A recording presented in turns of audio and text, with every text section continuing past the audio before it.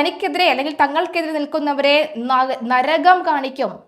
അവരുടെ ആ നരക വേദന കണ്ട് മറ്റുള്ളവർ ഭയക്കണം എന്നുള്ള അവരുടെ ആ ഒരു ഫിലോസഫി ഇപ്പോഴും നിലനിൽക്കുന്നു എന്നാണ് കഴിഞ്ഞ ദിവസങ്ങളിൽ പുറത്തുവന്ന വാർത്തകളിൽ നിന്ന് വ്യക്തമാകുന്നത്. പ്രക്ഷോഭങ്ങളിൽ പങ്കെടുത്തവർക്കെതിരെയുള്ള അതിക്രൂരമായ പ്രതികാര നടപടികൾ വിട്ടുവീഴ്ചയില്ലാതെ തുടരുമെന്ന പ്രഖ്യാപനവുമായി ഇറാന്റെ ഇസ്ലാമിക് ഭരണകൂടം. ജനുവരിയിൽ നടന്ന സർക്കാർ വിരുദ്ധ ജനകീയ പ്രക്ഷോഭങ്ങളിൽ പങ്കെടുത്ത 2 യുവാക്കളെ കൂടി ഇറാൻ ഭരണകൂടം ജനമധ്യത്തിൽ പരസ്യമായി തൂക്കിലേറ്റി.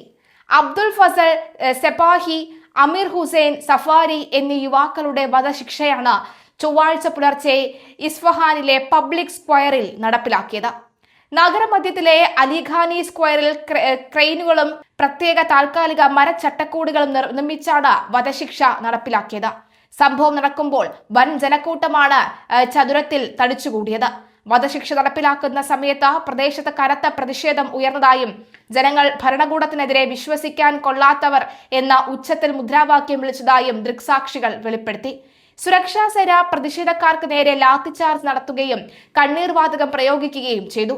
ജനുവരി 8-ന് ഇസ്ഫഹാനിൽ നടന്ന പ്രതിഷേധത്തിനിടെ സുരക്ഷാ ഉദ്യോഗസ്ഥരെ മാരകായുധങ്ങൾ ഉപയോഗിച്ച് ആക്രമിച്ചു, തീവെച്ചു കൊലപ്പെടുത്താൻ ശ്രമിച്ചു, പൊതുമുതൽ നശിപ്പിച്ചു തുടങ്ങിയ കുറ്റങ്ങൾ ചുമത്തിയാണ് ജുഡീഷ്യറിയുടെ ഔദ്യോഗിക വെബ്സൈറ്റായ മീസാൻ ഓൺലൈൻ വധശിക്ഷ സ്ഥിരീകരിച്ചത്. കൂടാതെ ദൈവത്തിനെതിരെ യുദ്ധം പ്രഖ്യാപിക്കൽ, ഭൂമിയിലെ അഴിമതിയും കലാപശ്രമവും എന്നീ കുറ്റങ്ങളും ഇവർക്കുമേൽ ചുമത്തിയിരുന്നു. അലിഖാനി സ്ക്വയർ കേസും കനക്കുന്ന വധശിക്ഷകളും. ജനുവരിയിലെ വിപ്ലവാത്മക പ്രതിഷേധവുമായി ബന്ധപ്പെട്ട് അലിഖാനി സ്ക്വയർ കേസ് എന്ന പേരിൽ 12 യുവാക്കൾക്കെതിരെയാണ് ഇറാൻ വിപ്ലവ കോടതി വധശിക്ഷ വിധിച്ചിരിക്കുന്നത്. ഇതിൽ 2 പേരായ ഗോൽ മുഹമ്മദി, ഇർഫാൻ എഫ്സരി എന്നിവരെ ജൂലൈ 19-ന് തൂക്കിലേറ്റിയിരുന്നു. ചൊവ്വാഴ്ച നടപ്പിലാക്കിയ 2 വധശിക്ഷകളോടെ ഈ കേസിൽ കൊല്ലപ്പെട്ടവരുടെ എണ്ണം 4 ഉയർന്നതായി ഇറാൻ ഇന്റർനാഷണൽ റിപ്പോർട്ട് ചെയ്തു. ഇനി 8 യുവാക്കൾ കൂടി മരണശിക്ഷയ്ക്ക് തൊട്ടരികെ തുടരുകയാണ്.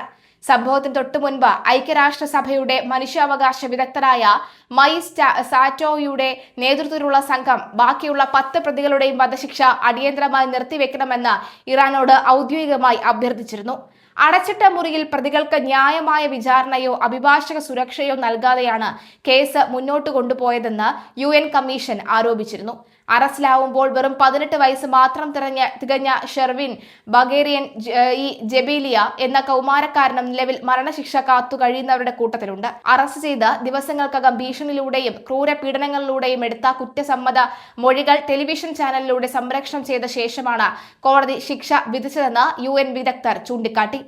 വിലക്കയറ്റത്തിനെതിരെ തുടങ്ങിയ ജനകീയ പ്രക്ഷോഭം ജനുവരി 8-9 തീയതികളിൽ ഉച്ചസ്ഥായിലെത്തുകയായിരുന്നു. ഭരണകൂടത്തിനെതിരെയുള്ള പോരാട്ടമായി മാറുകയായിരുന്നു അത്.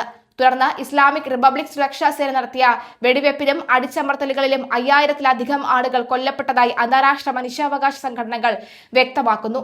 എന്നാൽ അമേരിക്കയും ഇസ്രായേലും സ്പോൺസർ ചെയ്ത ഭീകരവാദികളാണ് ആക്രമണത്തിന് പിന്നിലെന്ന് ഇറാൻ ഔദ്യോഗികമായി ആരോപിച്ചു.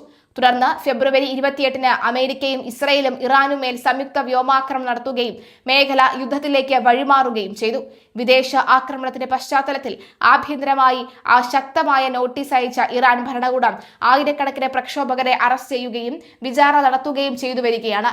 പ്രക്ഷോഭത്തിൽ ഭയം സൃഷ്ടിച്ച് ശബ്ദമുയർത്തുന്നതിനെ തുടർന്നാണ് പൊതുസ്ഥലങ്ങളിൽ പബ്ലിക് ഹാങ്ങിംഗ് തന്ത്രം ഇറാൻ പയറ്റുന്നത്. പശ്ചിമേഷ്യയിൽ യുദ്ധമേഖല കൂടുതൽ കറുത്തിരുന്നതിനിടയിൽ ഇസ്രായേൽ പ്രധാനമന്ത്രി ബെഞ്ചമിൻ നെതന്യാഹുവിനെയും ഇറാനെയും ഒരുപോലെ സമ്മർദ്ദത്തിലാക്കി അമേരിക്കൻ പ്രസിഡന്റ് ട്രംപ് രംഗത്ത് വന്നു എന്ന വാർത്ത കൂടി വ്യക്തമാകുന്നു. ഇസ്രായേൽ പ്രധാനമന്ത്രി ബെഞ്ചമിൻ നെതന്യാഹുവിനെയും ഇറാനെയും ഒരുപോലെ സമ്മർദ്ദത്തിലാക്കി അമേരിക്കൻ പ്രസിഡന്റ് ട്രംപ്. ഞാൻ പ്രസിഡന്റ് ആയിരുന്നില്ലെങ്കിൽ ഇന്ന് ഇസ്രായേൽ എന്നൊരു രാജ്യം തന്നെ ഉണ്ടാകുമായിരുന്നില്ല എന്ന ട്രംപിന്റെ അതിതീവ്രമായ അവകാശവാദവും ഇറാന്റെ ഏറ്റവും സുരക്ഷിതമായ ഭഗീരഥ നേട്ടമെന്ന് വിശേഷിപ്പിക്കപ്പെടുന്ന പിക്കാക്സസ് ആണവ കേന്ദ്രം തകർക്കുമെന്ന പരസ്യ മുന്നറിയിപ്പും ആഗോള നയതന്ത്ര തലത്തിൽ വലിയ ചലനങ്ങളാണ് സൃഷ്ടിക്കുന്നത്.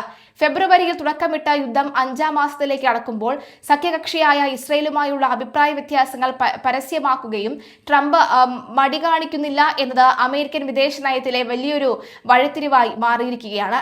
ഫോക്സ് ന്യൂസിന്റെ ഫോക്കസ് ആൻഡ് ഫ്രണ്ട്സ് പരിപാടിയിൽ നൽകിയ അരമണിക്കൂർ നീണ്ട അഭിമുഖത്തിലാണ് ട്രംപ് ഇസ്രായേലിന്റെ നിലനിൽപ്പ് തന്നെ തന്റെ ഭരണ തുടർച്ച ഉൽപ്പന്നമാണ് എന്ന വാദമുയർത്തിയത്. 2024-ലെ തെരഞ്ഞെടുപ്പ് ഫലം മറിച്ചായിരുന്നുവെങ്കിൽ ഇറാന്റെ ആണവാക്രമണത്തിൽ ഇസ്രായേൽ ഭൂപടത്തിൽ നിന്ന് തുടച്ചു നീക്കപ്പെടുമായിരുന്നു എന്ന് ട്രംപ് സ്ഥാപിക്കാൻ ശ്രമിച്ചു. ഇസ്രായേൽ സ്വയം പ്രതിരോധ ശേഷിയുള്ള രാഷ്ട്രമാണ് എന്ന ടെൽ അവീവിന്റെ പരമ്പരാഗത നയതന്ത്ര അവകാശവാദങ്ങളുടെ അടിത്തറ ഇളക്കുന്നതായിരുന്നു അമേരിക്കൻ പ്രസിഡന്റിന്റെ ഈ തുറന്നുപറച്ചിൽ. എന്തായാലും നിലവിലെ സാഹചര്യത്തിൽ ഇതിനു പുറമെ നയതന്ത്രപരമായ രഹസ്യങ്ങൾ മാധ്യമങ്ങളിലൂടെ പരസ്യപ്പെടുത്തുന്ന നെതന്യാഹുവിന്റെ രീതിയെയും മാധ്യമങ്ങളിലൂടെ പരസ്യപ്പെടുത്തുന്ന ട്രംപ് കടുപ്പത്തിൽ വിമർശിച്ചു.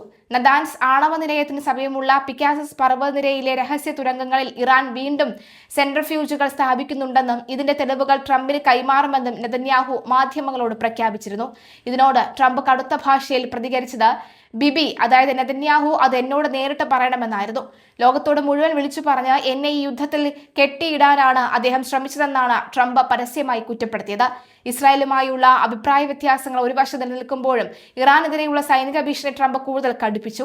കരാറിന് തയ്യാറായില്ലെങ്കിൽ ഇറാന്റെ ഭൂഗർഭ ആണവ കേന്ദ്രമായ പിക്കാസസ് തകർക്കുമെന്നാണ് മുന്നറിയിപ്പ്. ബങ്കർ ബസ്റ്റർ ബോംബുകൾക്ക് പോലും തകർക്കാൻ സാധിക്കാത്ത വിധം പർവ്വതങ്ങൾക്കുള്ളിൽ ആഴത്തിൽ സ്ഥിതി ചെയ്യുന്ന ഈ തുരങ്ക സമുച്ചയം ഇറാന്റെ ആണവ പദ്ധതികളുടെ അവസാന പ്രതിരോധ കോട്ടയായാണ് കരുതപ്പെടുന്നത്. ഇറാന്റെ പക്കൽ ആണവായുധമില്ലെന്ന് അവർ അവകാശപ്പെടുമ്പോഴും ഭാവിയിലെ ആണവ സമ്പുഷ്ടീകരണത്തിന് ഈ കേന്ദ്രം ഉപയോഗപ്പെടുമെന്ന് ഇസ്രായേൽ രഹസ്യാന്വേഷണ ഏജൻസികളുടെ വിലയിരുത്തൽ വ്യക്തമാകുന്നുണ്ട്.